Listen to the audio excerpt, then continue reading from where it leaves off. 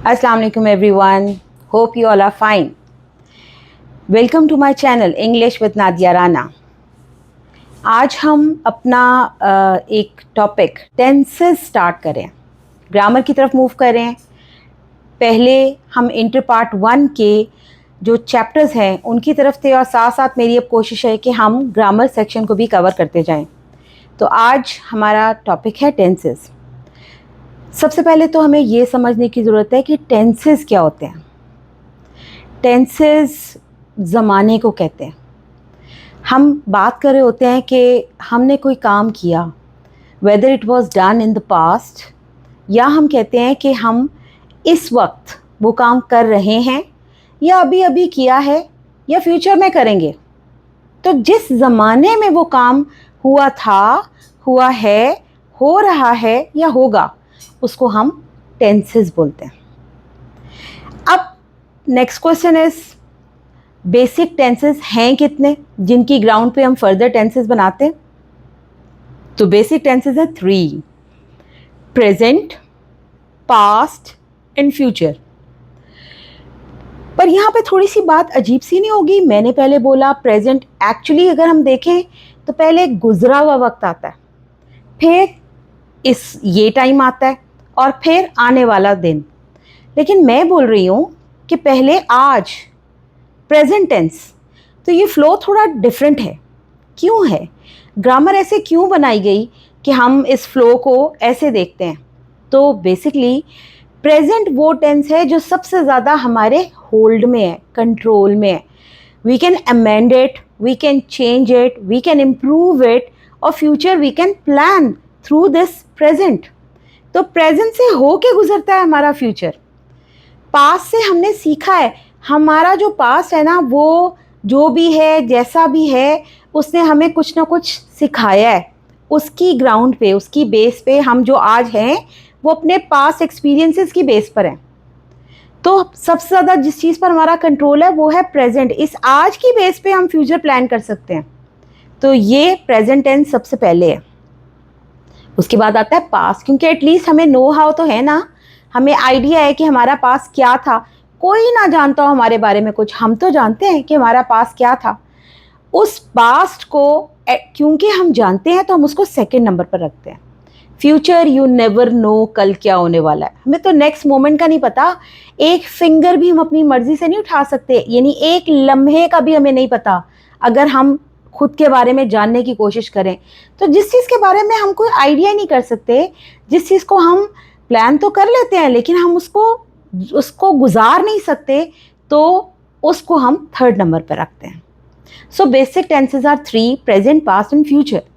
अब फर्दर जब ये स्प्लिट होते हैं टेंसेस, तो हर एक फर्दर 4 सेक्शंस में डिवाइड होगा। जैसे अगर हम प्रेजेंट के सेक्शन की बात करें तो present indefinite tense, present continuous tense, present perfect tense and then present perfect continuous tense. Tenses के चार्ट में देखिए, आपको फ्लो में नजर आ रहा होगा कि पास्ट के भी यही 4 डिविजन्स हैं: past indefinite, past continuous, past perfect और past perfect continuous tense. Future same flow रखता है, future indefinite, future continuous, future perfect and future perfect continuous tense. तो ये टोटल 12 हुए। हम इनको 12 बोलते हैं। अभी मैं जिस चीज़ की तरफ जाने वाली हूँ वो है आपके इन टेंसेस में रहते हुए सिर्फ एक्टिव वॉइस, या हम कह सकते हैं पॉजिटिव सेंटेंसेस।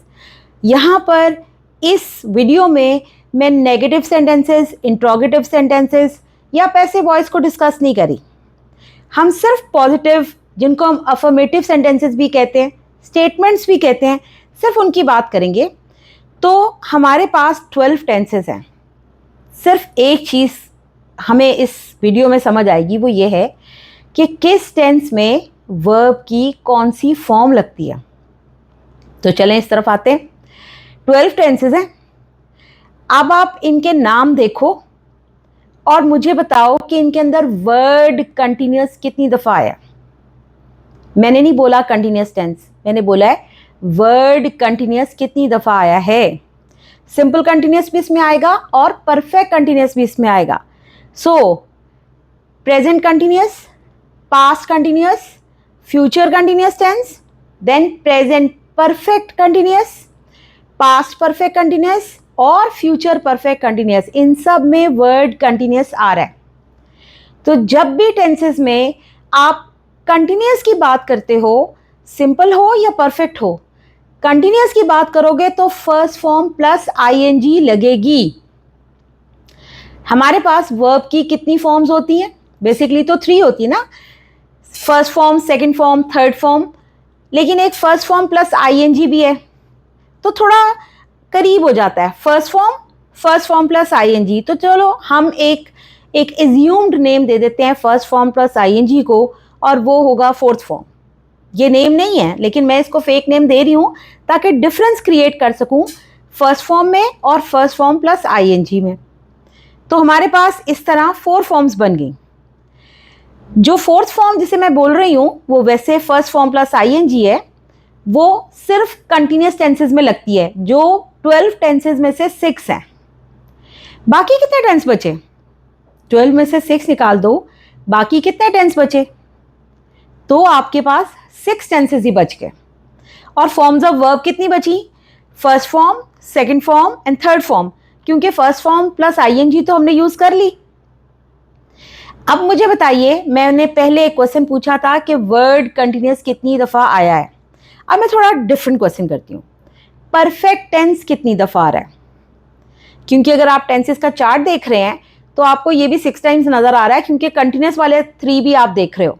हमें सिंपल परफेक्ट टेंस की तरफ जाना है। तो परफेक्ट टेंस, जब परफेक्ट के फौरन बाद टेंस लिखा हो, वो कितनी दफा आ रहा है?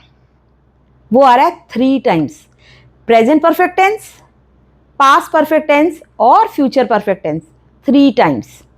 अब इन 3 टाइम्स में आप टेंसेस के चार्ट में फ्लो देखिए, आपको आइडिया होगा present indefinite tense, present continuous tense और प्रेजेंट परफेक्ट टेंस।